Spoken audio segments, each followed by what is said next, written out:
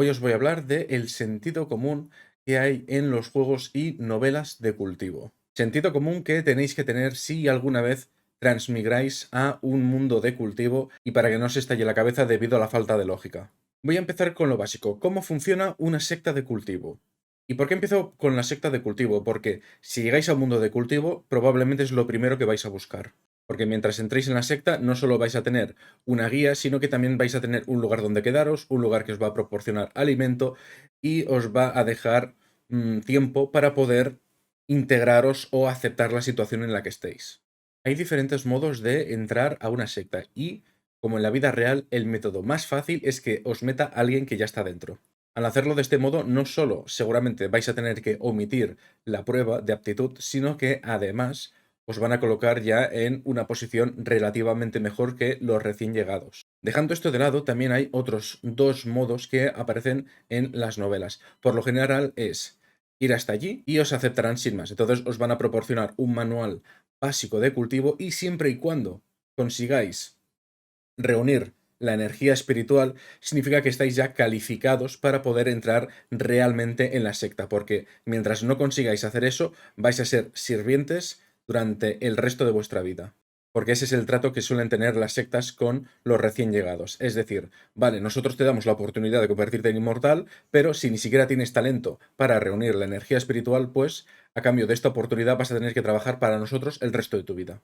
El otro modo es, como he mencionado, una prueba de aptitud. La prueba puede tener muchos formatos, puede, por ejemplo, hacer aparecer una escalera y tienes que intentar subir tan alto, entonces, dependiendo de qué tan alto hayas subido en la escalera, tienes más talento. A lo mejor simplemente, pues, hacen eso de poner los dedos en la muñeca y examinar las venas que tenéis o los meridianos. A lo mejor os hacen tocar una esfera de cristal o básicamente os ponen una especie de medidor o examen y a partir de ahí, pues, mientras paséis una marca mínima, pues, entonces vais a poder ingresar. E incluso si superáis una marca en plan es un genio, pues directamente podéis omitir una parte difícil de hacer. Porque a la hora de reclutar mortales, a las sectas les da igual si son inteligentes, si tienen mal humor. La cuestión es el talento. Porque mientras se tenga talento, entonces el resto se puede ir puliendo poco a poco. Digamos que habéis tenido suerte y después de medio día de ir vagando por el mundo os habéis encontrado con una secta que es del camino justo. Ya hablé de las diferencias entre camino justo, demoníaco, un poco, ¿vale? En otro vídeo, así que no me voy a meter demasiado en este tema. Os hacen la prueba y resulta ser que sí que tenéis talento para cultivaros, pero es un talento promedio. Entonces, una vez que entréis en la secta, os van a dejar en la secta exterior. La secta exterior es donde viven los sirvientes, los cocineros, los recién llegados, lo que sería el grueso de la secta y al mismo tiempo la menos importante está en la secta exterior. Los cultivadores no se van a dedicar a hacer las tareas domésticas, ¿verdad? Entonces ese es el trabajo que tienen ellos. Mientras tanto, los discípulos de la secta exterior se van a dedicar a tomar las tareas, pues, menos agradables, con recompensas más bajas, y durante su tiempo libre van a tener que trabajar en su cultivo. Siempre y cuando logréis reunir suficientes recursos de cultivo, aumentar vuestro nivel de cultivo hasta un cierto reino, etcétera, entonces vais a poder calificar para poder entrar en la secta interior. Normalmente para eso se tiene que hacer un examen que ocurre de manera cada 3 meses, medio año, depende de la novela. Incluso hay algunos que son cada 10 años, o sea, el trato que vais a recibir como discípulo interno en lugar de externo es muy alto. Para empezar, los discípulos internos van a tener un estipendio de cierta cantidad de recursos cada mes. Probablemente no sea suficiente como para poder acelerar mucho vuestro cultivo, pero os va a ayudar a ir fortaleciéndoos poco a poco constantemente. Mientras, como discípulo exterior, esos recursos te los tenías que ganar tú por tu cuenta. También como discípulo interior vas a poder acceder a muchas más técnicas de cultivo y artes espirituales, que luego voy a explicar la diferencia entre estas dos, en comparación con la exterior, que básicamente lo único que te dan son las más elementales y sencillas. Y aunque también recibes muchas otras mejoras, no significa que ser un discípulo interior sea lo más alto que puedas llegar, sino que también están los discípulos núcleo. Estos discípulos núcleo son esencialmente los herederos de la secta. ¿Por qué digo herederos? Porque para poder ser un discípulo núcleo tienes que tomar como maestro a uno de los ancianos que hay en la secta. Los discípulos núcleo utilizan los discípulos internos para poder formar sus facciones dentro de la secta. y siempre y cuando el discípulo núcleo cumpla con los requisitos que tiene su maestro, entonces muy probablemente va a heredar su posición. No solo eso, sino que normalmente los ancianos también suelen tener una especie de herencia personal que también van a transmitir únicamente a unos pocos discípulos que encuentre más destacados. Hay dos tipos de cultivadores que pueden convertirse en ancianos. El primer tipo es el anciano que ha heredado su posición de otro anciano anterior. Luego también pueden ser cultivadores poderosos que no tenían ningún tipo de afiliación y resulta ser que por los beneficios que le han prometido o por alguna otra cuestión termina uniéndose a la secta. Obviamente, debido a que esto suele ser ya cultivadores con un cierto nivel de fuerza, no lo van a convertir en un discípulo de la secta exterior, sino que ya directamente le dan la posición de anciano. Luego, por encima de los ancianos están los grandes ancianos, que suelen ser solo dos. Uno está a cargo de la administración, mientras que el otro está a cargo de fortalecer la secta a nivel de técnicas de combate, patrullas, etc. Y solo después de estos dos grandes ancianos está ya el líder de secta. Vale, y con eso yo creo que más o menos ya tenéis una idea aproximada de la estructura que tiene la secta. Ahora vamos a hablar de la velocidad de cultivo. Conocéis el dicho, vísteme despacio que tengo prisa. En el mundo del cultivo, si os cultiváis muy rápido, significa que vuestros fundamentos van a ser muy débiles y tenéis la posibilidad de, a lo mejor, crecer muy rápido durante un corto periodo de tiempo, pero llegado a cierto punto, ya directamente no vais a poder fortaleceros más. Y os vais a quedar en ese nivel. No solo eso, sino que si sufrís algún tipo de herida grave o algo por el estilo, incluso podéis terminar debilitados o perder directamente vuestro nivel de cultivo. Por lo contrario, si cultiváis muy lentamente, vuestras bases van a ser muy sólidas y podéis llegar a ser incluso más poderosos de lo que son otros que han cultivado siguiendo el método anterior. La cuestión es encontrar el equilibrio entre poder tener unas bases lo bastante sólidas y poder también tener una velocidad de cultivo rápida. De hecho, habréis visto que en alguna novela algún cultivador dice, vaya, pues parece ser que llevo unos 5 años cultivándome demasiado deprisa, pues voy a hacer una pausa y en lugar de seguir cultivándome para aumentar la fuerza, voy a pasar 5 años consolidando las bases para no tener problemas en el futuro. A eso me refiero. Reconocer a un maestro es como tener a un padre. En el mundo del cultivo, el reconocer a un maestro no es algo que deba hacerse a la ligera, ya que una vez que se establece una relación maestro-discípulo, realmente se considera igual o superior a la de un padre y un hijo. Luego, aparte de los maestros, tenemos los compañeros de cultivo. Los compañeros de cultivo son esencialmente la pareja que va a tener el cultivador o la cultivadora durante el resto de su vida. Los cultivadores tienen una larga esperanza de vida y por lo tanto enamorarse de un mortal pues solo les va a traer dolor, porque mientras por ejemplo un cultivador relativamente novato puede vivir hasta los 200-300 años, un mortal suele vivir solo hasta los 60-70. Por lo tanto, el seleccionar a un compañero de cultivo de hecho es incluso más importante de lo que es a nivel mortal, porque tened en cuenta que no solo vais a pasar unas pocas décadas con esa persona, sino que vais a pasar probablemente siglos o milenios. No solo eso, sino que también, por ejemplo, imaginad que pasáis 200 años juntos y debido a un accidente o a una conspiración, vuestra pareja muere. Eso os puede formar un demonio en el corazón e impedir que sigáis cultivando. Al mismo tiempo, también puede ser todo lo opuesto y, dado que el amor ya no os retiene, acelerar muchísimo vuestro cultivo. Eso ya depende del camino que estáis siguiendo. La tendencia general en el mundo del cultivo es, hasta que no tengas un cierto grado de fuerza, no encuentres pareja. Ahora os voy a hablar de la diferencia entre las técnicas de cultivo y las artes espirituales que he mencionado anteriormente. Las técnicas de cultivo son el núcleo de cualquier cultivador. Podéis tener todas las artes espirituales que queráis, pero si no tenéis una técnica de cultivo, no vais a poder reunir energía espiritual, no vais a poder fortaleceros y tampoco vais a poder utilizarlas. Las técnicas de cultivo consisten en la ruta que tiene que recorrer la energía espiritual para poder fortaleceros. Es decir, por ejemplo, si yo tengo una ruta que va por aquí, de aquí, aquí, aquí, aquí, aquí, aquí, bla, bla, bla, bla, bla, bla, pues a lo mejor estoy utilizando la técnica de la tortuga inmortal. Y entonces esa técnica tiene la característica de alargar mi vida útil y hacer que mi piel sea mucho más dura como el caparazón de una tortuga. Pero si en lugar de eso mi técnica de cultivo empieza desde aquí y va aquí, aquí, aquí, aquí, aquí, aquí, aquí, aquí, aquí, pues a lo mejor estoy cultivando una técnica de yang extremo que solo los hombres pueden cultivar. Entonces, la característica que da es que todas mis técnicas van a ser mucho más destructivas. En otras palabras, las técnicas de cultivo son lo que utilizar para poder aumentar vuestros reinos de cultivo y generar los beneficios que os dé esa técnica. Hay algunas técnicas que están limitadas por condiciones muy concretas. Por ejemplo, hay técnicas que solo hombres o mujeres pueden cultivar o que tienen que estar ambos. También hay técnicas pues que requieren que, por ejemplo, una mujer sea casta durante toda su vida, técnicas en las que tenéis que bañaros en sangre de bestias. Hay todo tipo de técnicas. Todas ellas tienen sus condiciones, sus beneficios y también tienen su grado. ¿A qué me refiero con el grado? Por ejemplo, si estáis cultivando una técnica de grado terrestre y otro está cultivando una técnica de grado celestial, pues entonces esa persona con la técnica de grado celestial va a cultivarse mucho mejor, más fuerte y más rápido que vosotros. Pero la técnica de cultivo no es lo único de lo que puede sacar provecho un cultivador, ya que los cultivadores utilizan los meridianos, que es como una especie de circuito para hacer fluir las técnicas de cultivo. Entonces tened en cuenta que cuantos más meridianos tengáis desbloqueados, mejor.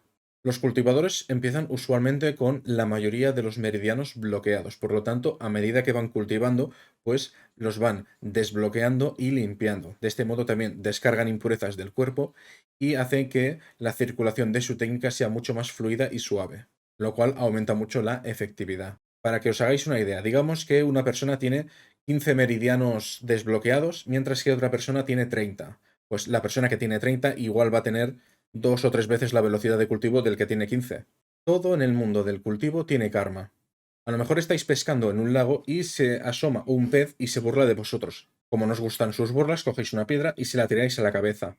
Luego el pez os mira como diciendo, me has cabreado, y se va.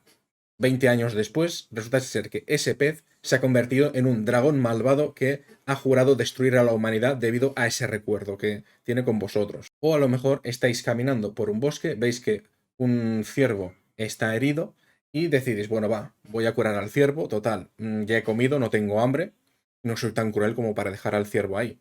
Entonces curáis al ciervo, tal, y 50 años más tarde, ese ciervo aparece en forma de demonio, es decir, humanizado, y dice, gracias a ti pude salvar a mi clan de la destrucción, no sé qué.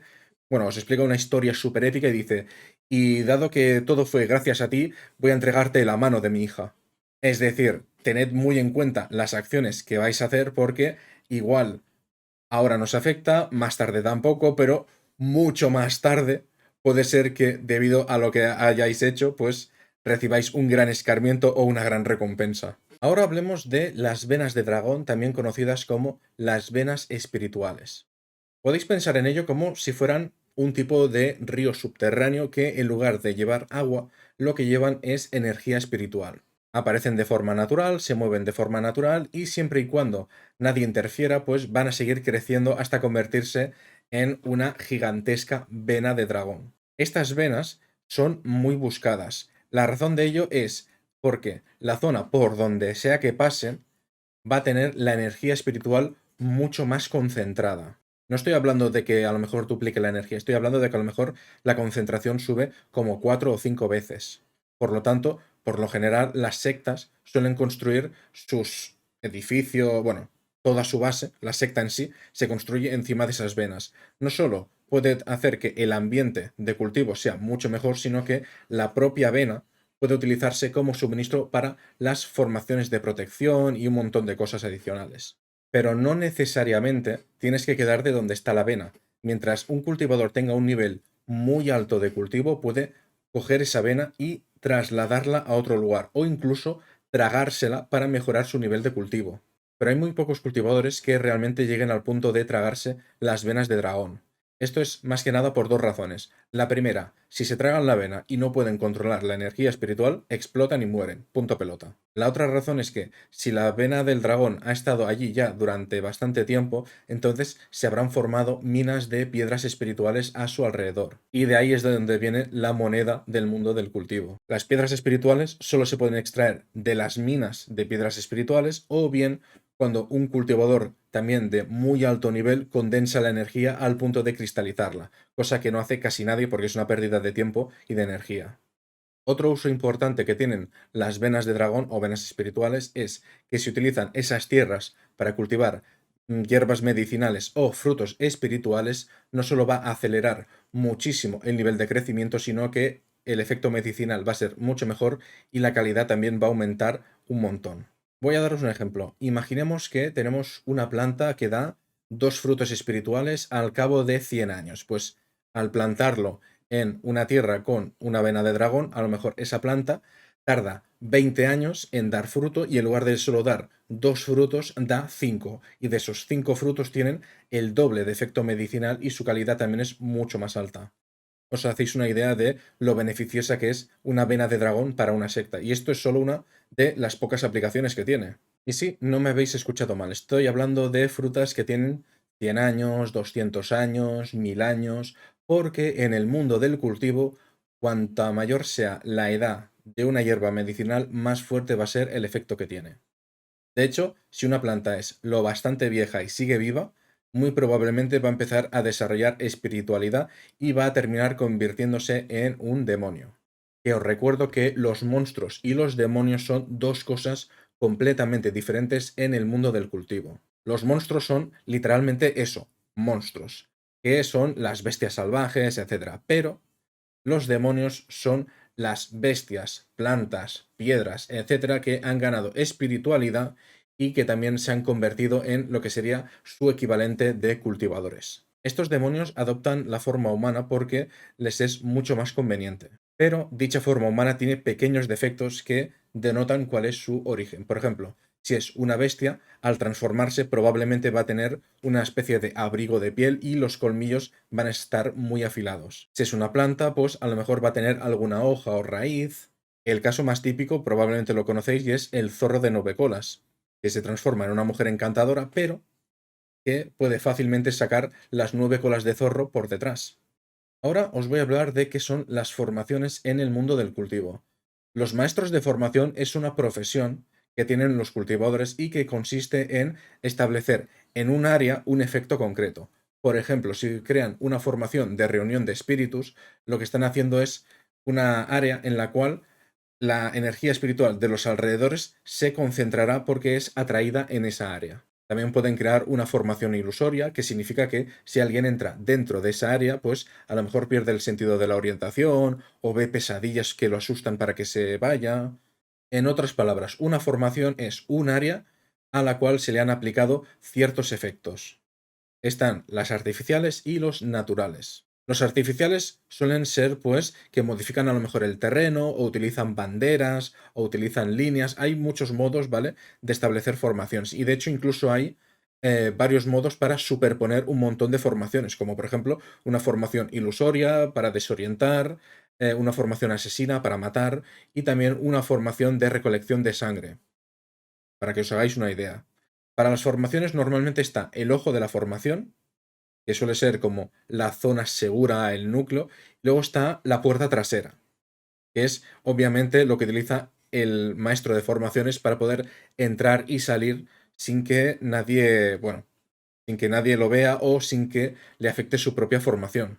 Lo que pasa es que, claro, precisamente como para todas las formaciones artificiales tienen que existir estas dos cosas, si otra persona encuentra la puerta trasera, entonces no va a tener ningún problema en llegar al núcleo y desactivar la formación. Luego están las formaciones naturales, que son mucho más difíciles de que ocurran, que por lo general también implican las venas de dragón, que hacen que, pues, a lo mejor lleguen hasta un árbol. Este árbol resulta que luego resuena con una roca que hay por ahí y tal, y entre una cosa y otra hace que esa área gane un efecto que hasta que un cultivador lo encuentra, pues nadie lo descubre. En el mundo del cultivo también están los talismanes y las fichas de jade.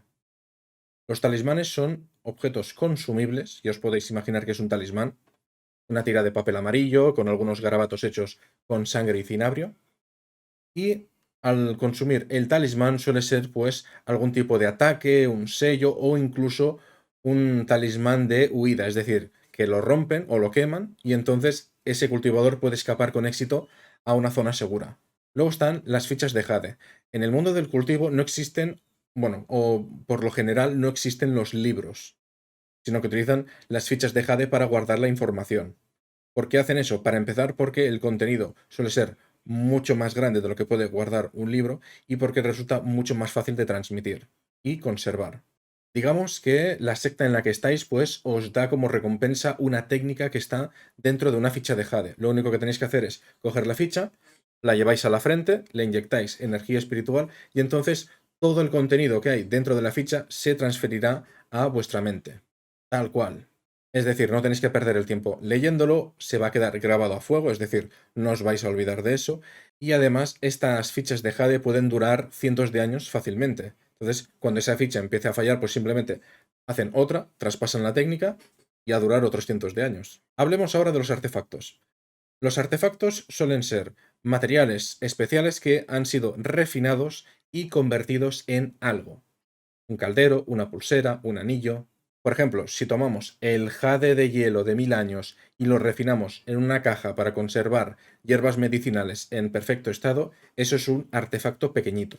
Por otro lado, si utilizamos sangre de dragón, tierra de 40.000 años, almas rencorosas y no sé cuántas cosas más con nombres épicos, y lo refinamos en un caldero, pues probablemente nos va a salir un artefacto de alto grado, y al ser de alto grado, entonces ese artefacto, con el paso del tiempo y el uso, puede terminar desarrollando una conciencia o, como se suele llamar, un espíritu artefacto. Los artefactos más importantes suelen ser marcados por los cultivadores. Me refiero a que el cultivador lo que hará será dejar una parte de su energía espiritual dentro del artefacto. De este modo no solo reclama su propiedad, sino que también puede tener una conexión mucho más profunda. Pero ojo, porque esta marca puede desaparecer. ¿Y cómo desaparecen las marcas? Pueden ser borradas por propia voluntad. Por ejemplo, si es una marca superficial no muy profunda, al eliminarla, pues a lo mejor puedes pasársela a tu hijo. En caso de que sea una marca muy profunda, es decir, que esté arraigada en el artefacto, al ser borrada probablemente va a sufrir una reacción el cultivador que hará pues que su poder quede inestable, que vomite algo de sangre. Si el cultivador muere, entonces la marca también va a desaparecer. Y en caso de que el artefacto caiga en una zona con energía muy densa y con características especiales, entonces también es posible que la marca quede erosionada y desaparezca. Vamos a hablar ahora de aquellos que descifran los secretos del cielo y la tierra, es decir, los maestros de la adivinación en el mundo del cultivo. Esta es probablemente la profesión que tiene menos practicantes de todo el mundo del cultivo. Para aquellos que llegan a convertirse en maestros de esta técnica, cuidado, no os pongáis de su lado malo. Esto es porque pueden adivinar, es decir, pueden decir si tenéis malas intenciones, si tenéis buenas intenciones, dónde va a aparecer un tesoro del cielo y la tierra, cuándo se va a abrir un reino secreto. Pueden conseguir una gran cantidad de beneficios y pueden escapar o prevenir muchos males. Por supuesto, también existen técnicas de adivinación para protegerse contra la adivinación, ¿no? Pero de lo que yo he visto, hay dos formas para realizar la adivinación. Una es con un disco de formación, que es tipo astrolabio, y luego otro es contando con los dedos. Sí, he dicho contando con los dedos. Por lo visto, un cultivador que es capaz con la adivinación puede hacer así. A ver, vale, ya está, se ha ido por ahí. Y acertar. O a lo mejor resulta ser que sus enemigos están a 200.000 kilómetros, están conspirando contra él y entonces tiene una mala premonición y dice, alguien está intentando algo contra mí. A ver, ¿quién es? ¿Quién es? ¿Quién es? Ah, o sea que es mi enemigo tal. En resumidas cuentas, si alguna vez os hacéis enemigo de alguien que es bueno con la adivinación, aseguraos de tener contramedidas, porque si no, estáis acabados. Ahora vamos a hablar de cómo viajan los cultivadores por el mundo. Por lo general, el clásico es que montan una espada, es decir, la espada se pone así y ellos se ponen de pie encima y dicen, vale, venga, y salen volando. Pero no solo están las espadas, también están pues calabazas, zapatos, barcos, cualquier cosa puede convertirse en un artefacto volador y llevarlos de un lado para otro. Y si no tienen un artefacto, pues tienen las monturas. Domestican algunas bestias, algunos monstruos, e incluso pueden llegar a tener una bestia guardiana. Vamos a hablar ahora de las constituciones únicas. Constituciones que se pueden conseguir solo por nacimiento o por encuentro fortuito. Yo las divido de dos maneras, las buenas y las malas. Cuando digo malas no me refiero a que tengan un efecto negativo en el cultivador o en la persona que los ha conseguido, sino que tienen un efecto negativo en el sentido de que se lo van a poder robar. Por ejemplo, digamos que un bebé nace, Y al nacer resulta ser que nace con un hueso adicional, que es el hueso de la espada. Gracias a ese hueso, pues va a tener un gran talento como espadachín, va a comprender muy rápidamente las artes de la espada, etcétera. Pero ¿qué pasa? Es un hueso. Eso se lo pueden sacar y se lo pueden trasplantar a alguien, ¿no? Por lo tanto, más que una bendición, realmente es una maldición, porque a lo mejor por sacarle ese hueso, el niño queda lisiado y ya no puede cultivar. Tiene que conformarse en ser un mortal común. Y no estoy hablando del camino de los cultivadores demoníacos. Os sorprendería la de cultivadores justos que dicen, ah, bueno, pero es que es un desperdicio dejar un hueso tan bueno a un niño recién nacido. Dame, dame, dame, que mi nieto lo necesita más, le conviene más. Imaginad que una persona, gracias a su sangre, puede retener su aspecto juvenil incluso cuando sea viejo. Pues entonces probablemente algún cultivador aparecerá, le va a enchufar un grifo en el pecho y de vez en cuando le irá sacando sangre para poder mantener su apariencia joven. Es decir, las constituciones especiales que pueden llegar a beneficiar a otros, para mí no son tan especiales, más bien son... Y luego están las constituciones buenas, constituciones que da igual cuánto cueste activarlas, cuánta envidia tengan los demás, da igual porque es que solo pueden tenerte envidia o eliminarte, pero no te la pueden robar. Ahora hablemos de una regla tácita que existe en el mundo del cultivo, y es que cuando se trata de diferentes facciones, los enfrentamientos solo deben llevarse a cabo entre cultivadores del mismo reino de cultivo. Es decir, por ejemplo, si dos bandos se enfrentan, ambos bandos deben tener el reino de cultivo, por ejemplo, en el núcleo dorado. Si se van enfrentando y de repente aparece en un lado un alma naciente, entonces está rompiendo las reglas. Entonces va a ser una guerra total. O sea, ya olvidaos de que cada uno se enfrente a su propio nivel y que gane el mejor. No, no, no. O sea, guerra brutal sin ninguna restricción. Esto es algo que, por lo general, da igual si es una facción o una secta tal, intentan evitar. Por supuesto, luego están, pues, familias de cultivadores que llevan demasiado tiempo en el poder o se creen demasiado importantes y empiezan a ser mimados. Bueno, quien dice mimado dice arrogante, déspota, que se lo tiene muy creído, cuando en realidad no es gran cosa. Pero claro, golpeas al niño y sale el padre, golpeas al padre y sale el abuelo, golpeas el abuelo y sale el bisabuelo, golpeas el bisabuelo y sale el ancestro, golpeas el ancestro y sale el antepasado. Es decir, son familias que realmente creen que por ser quienes son, naturalmente la gente debería hacerles pues concesiones, deberían hacerle caso, deberían aguantar lo que hacen. Ese tipo de familias pues realmente se merecen, ¿cómo decirlo de modo suave? Que les den una paliza para despertarlos, porque o despiertan o esa familia probablemente va a terminar exterminada dentro de poco. Hay un dicho en el mundo del cultivo: el peligro y la oportunidad van de la mano. Es un modo de decir que si queréis encontrar los mejores recursos, pues probablemente vais a tener que arriesgaros por ello. De lo contrario, yo no me explico cómo, por ejemplo, en tantísimas novelas de cultivo hay el protagonista que se cae de un barranco y da la casualidad de que hay un árbol sobresaliendo que lo rebota a una cueva que está dentro de ese barranco y resulta que en esa cueva hay un tesoro. Oh, pues ahí tenéis el ejemplo. También es un recordatorio de que si encontráis un gran campo con medicina espiritual, que decís, oh, qué tesoro, pues no os lancéis de lleno y miráis a vuestro alrededor diciendo, vale, a ver, todo esto es muy bueno, pero ¿dónde está la trampa? Vamos a hablar ya del último dato que os voy a explicar en este vídeo, los reinos secretos. Los reinos secretos son pequeñas dimensiones, pequeños mundos donde las sectas envían a sus discípulos cada vez que abren, porque aparecen pues cada 70 años, cada 200 años, cada cierto periodo aparece y desaparece. Entonces envían a los discípulos tanto para recolectar recursos como para que practiquen el combate contra las demás sectas, etc.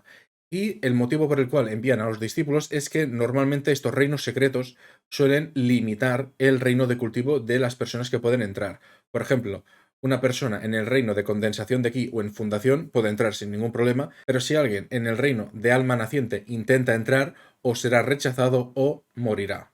Muchas veces utilizan estos reinos secretos para resolver disputas. Y eso es todo. Ahora ya conocéis algunas cosas más de sentido común en las novelas de cultivo, así que si queréis que haga más vídeos de este tipo, pues podéis dejar abajo en los comentarios de qué os gustaría que hablase, dejad un like y acordaos de suscribiros.